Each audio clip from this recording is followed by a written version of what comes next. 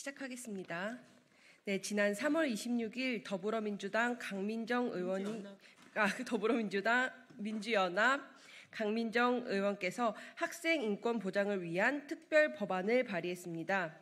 2006년 민주노동당 의원이 학생 인권 보장에 관한 법안을 최초로 발의한 지 18년 만에 21대 국회에서 학생 인권 보장을 위한 초중등교육법 개정안이 재차 발의된 지 2년 만에 특별법의 형태로는 최초의 학생 인권법이 발의되었습니다.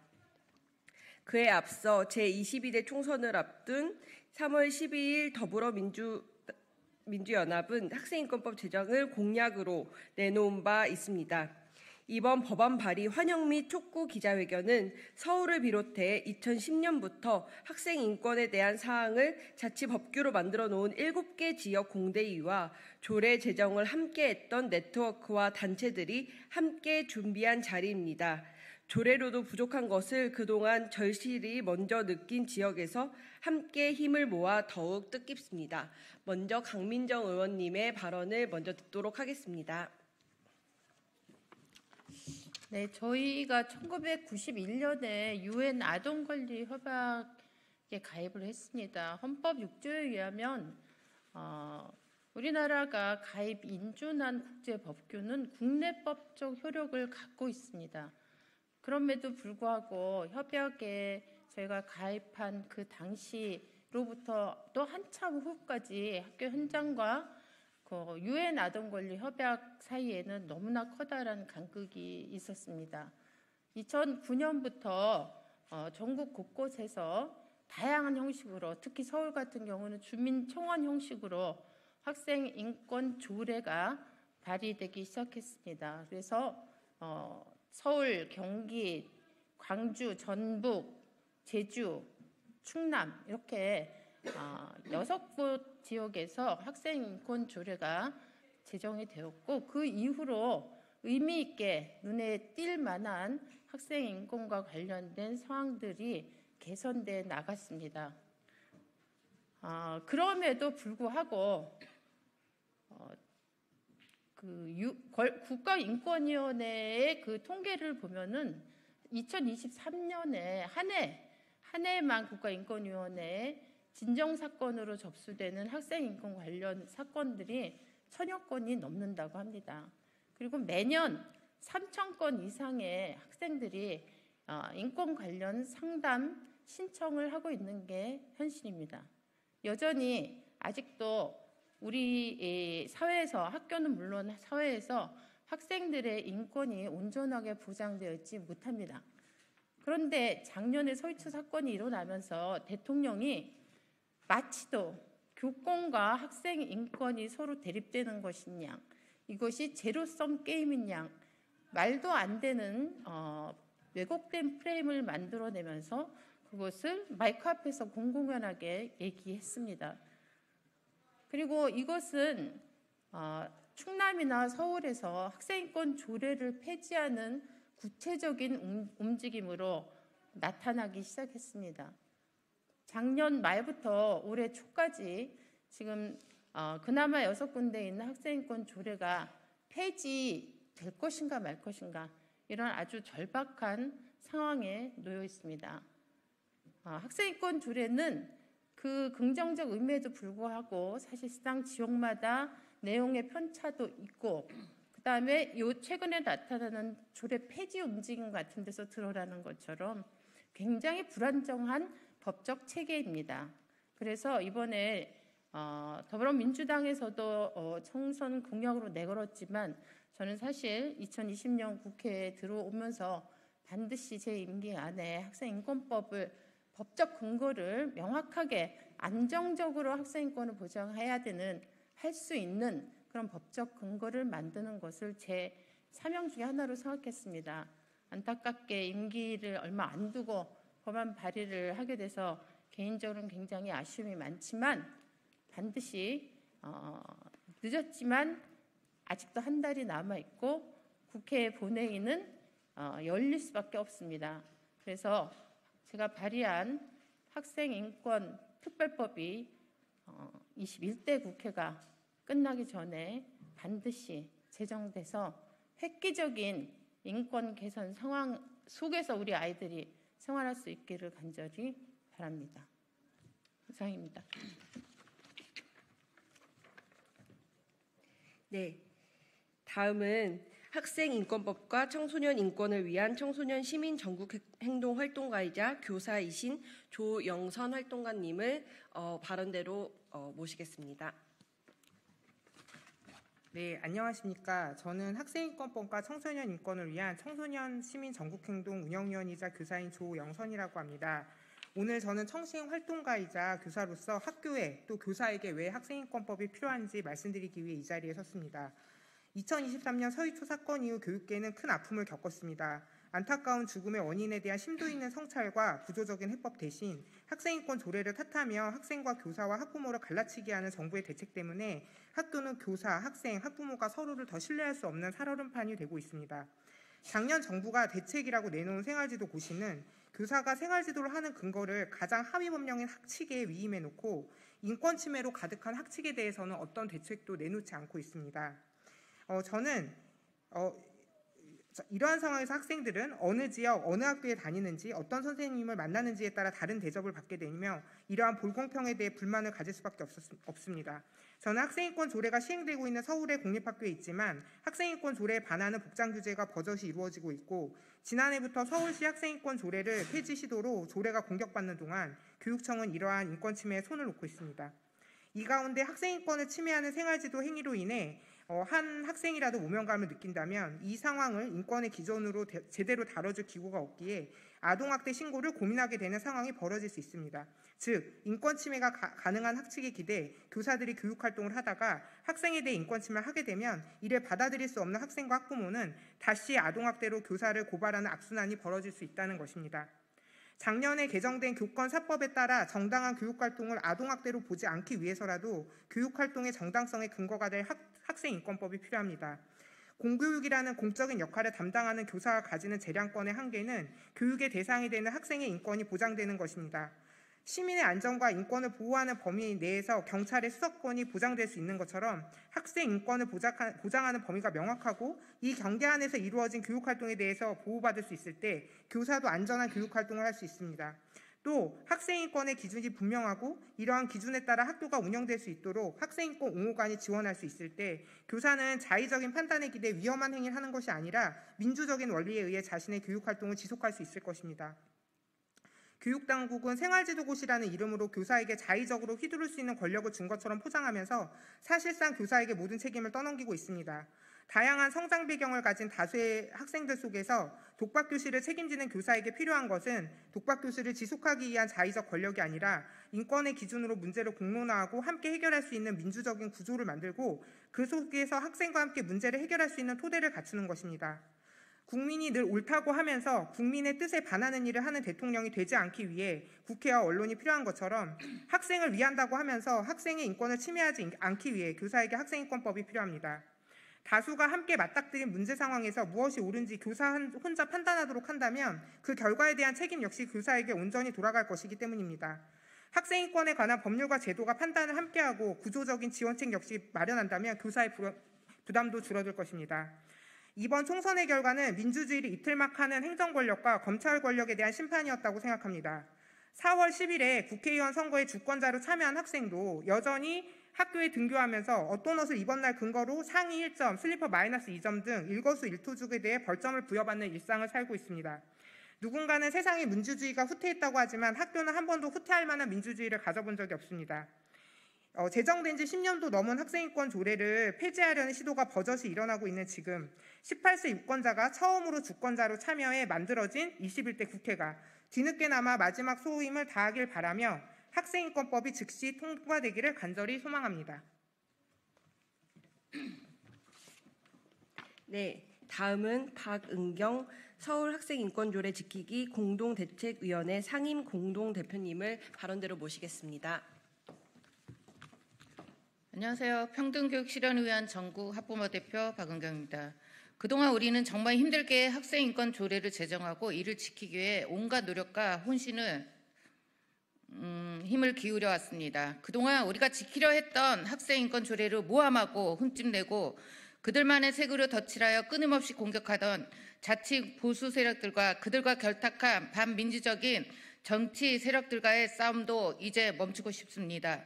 그 이유는 간단합니다. 학생인권 조례는 인권이 아닌 인권이 지닌 보편적 가치를 전부 수행하지 못했기 때문입니다. 조례라는 한계에 부딪혀 이 땅의 모든 학생들이 누려야 할 인권이란 소중한 가치를 지역에 따라 누리지 못하고 있기 때문에 지금부터는 서울은 물론 대한민국의 모든 곳에서 모든 학생이 형식이 아닌 제대로 된 인권을 보장받게 하기 위해 새로운 길을 가려고 합니다. 학생인권법 제정, 학생인권법 제정, 바로 그 길을 가려고 합니다.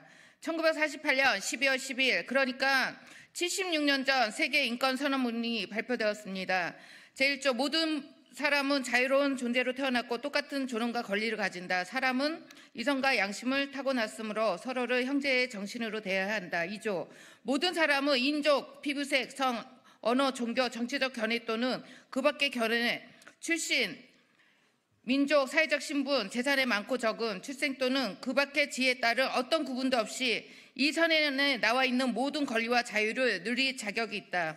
30조 이 선언에 나와 있는 어떤 내용도 다음과 같이 해석해서는 안 된다. 즉 어떤 국가, 집단 또는 개인이 이 선언에 나와 있는 그 어떤 권리와 자유라도 파괴하기 위한 활동에 가담할 권리가 있다고 암시하거나 그런 행동을 할 권리가 있다는 식으로 해석해서는 절대로 안 된다. 바로 이것입니다. 인권은 보편적인 것으로 인권은 사람들이 어떤 차이점을 지녔던 어떤 상황에 서든 전 세계 모든 남성과 여성, 어린이에게 모두 동등한 것입니다. 인종, 피부색, 성별, 성적 지향 또는 젠더 정체성, 언어, 종교, 정치적 및 그 외의 사상, 국가 및 사회적 출산, 재산, 출생 또는 그 외의 상황 등을 이유로 어떠한 차이도 존재할 수 없는 것이 보편적인 것입니다. 그래서 이제까지 경시되고 무시되고 차별받아온 학생들에게 제대로 된 인권의 가치를 찾아주기에 조례가 아닌 법으로 학생인권법 제정의 새로운 길을 가려갑니다. 우리는 헌법의 가치 실현을 하기 위해서 학생인권법 제정이란 이 길을 선택하기로 하였습니다. 학생인권법 제정 아마 더 어려움이 있을 것입니다. 그러나 우리는 이 땅의 학생들을 위해 이제까지 해왔던 것처럼 결코 포기하지 않고 학생인권법 제정을 위해 나갈 것입니다. 감사합니다. 네, 다음은 민주사회를 위한 변호사 모임 이재호 변호사님을 발언대로 모시겠습니다. 네, 안녕하십니까. 학생인권법과 청소년 인권을 위한 청소년 시민 전국행동 공동집행위원장이자 민주주의를 위한 변호사 모임 아동청소년인권위원회에서 활동하고 있는 이재호라고 합니다. 오늘 저는 다시 한번 학생인권법 제정을 위한 연대의 지지를 호소하고자 합니다. 그 누구도 모든 학생이 온전한 시민으로서 자유롭고 행복한 삶을 살아갈 수 있어야 한다는 것에 반대하는 이는 없을 것입니다. 그리고 학생인권법은 이를 위한 가장 최소한의 기준입니다. 학생인권법에 명시된 학생인권은 누군가의 권리를 제한하거나 침해하는 것이 아니라 학생이라면 보장받아야 할 기본적인 내용만을 담고 있습니다. 또한 이러한 학생인권의 보장은 단순히 학생을 아무 일 하지 않고 공부만 하는 그리고 또 학교의 규율에 순응하게 하는 그런 대상으로서 보호하는 것이 아니라 동등한 인격체이자 시민으로서 살아갈 수 있도록 하기 위한 것이 한다는 것을 모두 동의할 것입니다. 이런 측면에서 학생인권법은 단순한 선언적인 의미로서의 법률이 아니라 학생 및 청소년들의 구체적인 권리를 보장하고 실체적인 보호장치를 마련하며 무엇보다 합의된 인권 보장 내용의 기준을 제시합니다. 그동안은 각 지역에서 법률에 우선하지 않는 어떤 조례로서만 학생의 권리가 제한적으로 보호되고 있어서 학생인권의 보장은 지역의 상황이나 정치적 상황에 따라 매우 달라지고 격차와 한계가 있었습니다. 따라서 이제는 법률로서 우리 사회가 합의한 학생인권의 내용들과 권리들을 명시적으로 확인하고 그에 따라 각 개인들에게가 아닌 정부와 지자체에게 그 의무와 책임을 확실하게 규정할 필요가 있습니다. 어떤 이들은 학생인권법에 대해 우려를 표하고 있습니다. 그러나 그 우려는 학생인권 법안에 대한 오해에서 비롯된 것이라 말씀드리고 싶습니다. 예를 들어 학생인권 침해 신고자의 제3자까지 포함하는 것은 자신의 인권 침해 사안을 성인만큼 표현하지 못하고 자력이 없는 아동을 위한 최소한의 보호장치라고 할 수 있으며 구체적인 구제 신청이 남용되거나 당사자들의 의사에 반하는 경우에 대한 현재 법안에 마련되어 있습니다. 또한 학생인권의 구성원이 다양한 것은 현장 전문가를 포함하여 교육 현장과 인권에 대한 전문성을 더욱 균형히 갖추기 위한 것입니다. 무엇보다 학생인권법에는 여러 조항이 걸쳐 학교 공동체 구성원의 인권을 위한 내용과 학생 그리고 교원, 보호자 사이의 존중을 도모하는 규정이 명시되어 있습니다. 제4조에서는 이 법을 해석 적용할 때에는 학교 및 교직원의 정당한 교육활동이 부당하게 침해되지 않도록 주의하여야 한다. 또 7조에서는 이 법에서 규정된 학생의 권리는 다른 사람의 자유와 권리를 침해하지 않는 범위 내에서 보장된다라고 명백히 규정되어 있습니다. 사실 특정 대상의 인권을 보장하고자 하는 법안에 그 대상의 책임을 규정하거나 해석의 주의무를 규정하는 것은 법률 체계상 매우 이례적이라고 할 수 있습니다. 이는 동시에 현재 발의된 학생인권 법안의 또 다른 한계라고 지적할 수 있을 것입니다. 그럼에도 불구하고 지금 우리가 이러한 내용의 법안을 함께 이야기하는 이유는 우리가 직면한 학생인권의 현실, 학교 현장의 현실, 그리고 학교 공동체 구성원인 교원, 보호자 등이 처한 현실, 이 모든 것들에 비추어 모두를 위한 인권 친화적 학교 문화를 달성하고자 최소한의 제도를 마련하고자 하는 의지가 모였기 때문이라고 말씀드릴 수 있습니다. 학생인권법은 우리 사회가 아동의 인격과 기본적 인권을 존중하고 보호해야 한다는 규범적, 윤리적 합의를 제도화하려는 노력의 산물입니다. 이제는 우리 모두 지혜를 모아 학생의 인권과 교사의 인권이 균형 있게 실현되는 교육 환경을 만들어갈 수 있도록 손을 맞잡고 노력해 나가야 할 때입니다. 오늘의 소중한 논의가 학생인권 보장과 인권 친화적 학교 문화를 조성하는 새로운 이정표가 되기를 원합니다. 네, 다음은 기자회견문 낭독이 있겠습니다. 기자회견문 낭독에는 윤명화 서울시 교육청 학생인권위원회 위원장님과 송성영 경기도 학생인권조례 계약 저지를 위한 경기도민 공동대책위원회 대표님, 이윤경 참교육을 위한 전국 학부모회 회장님이 함께 하시겠습니다. 네, 안녕하십니까. 서울 학생인권위원장 윤명화입니다. 학생인권법 더 이상 미뤄서 안 될 응답이다.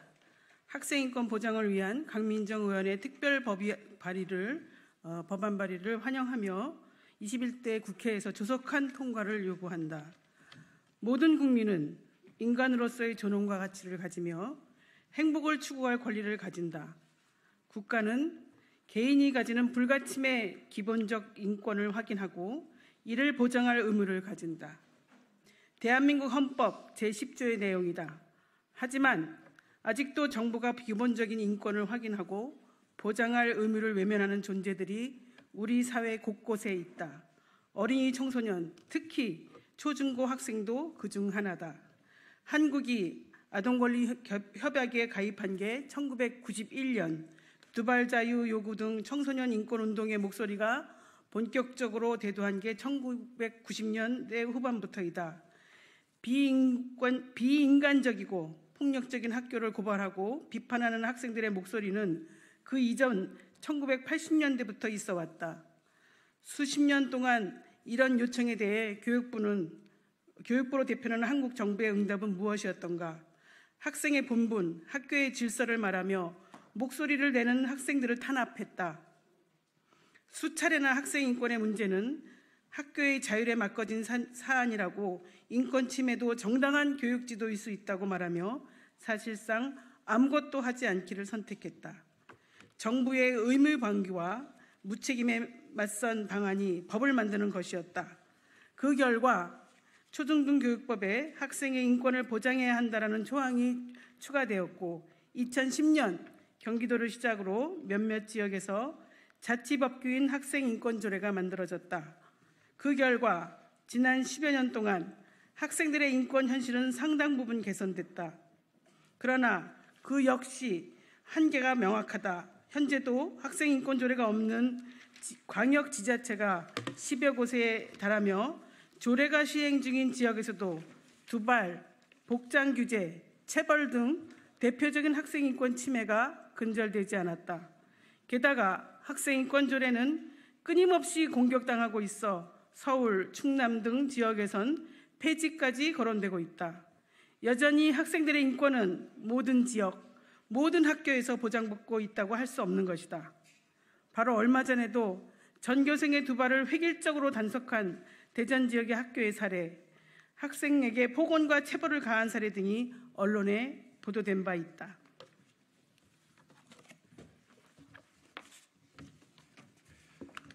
이러한 상황에서 지난 3월 말 강민정 의원이 국회에 학생 인권 보장을 위한 특별 법안을 대표 발의했다.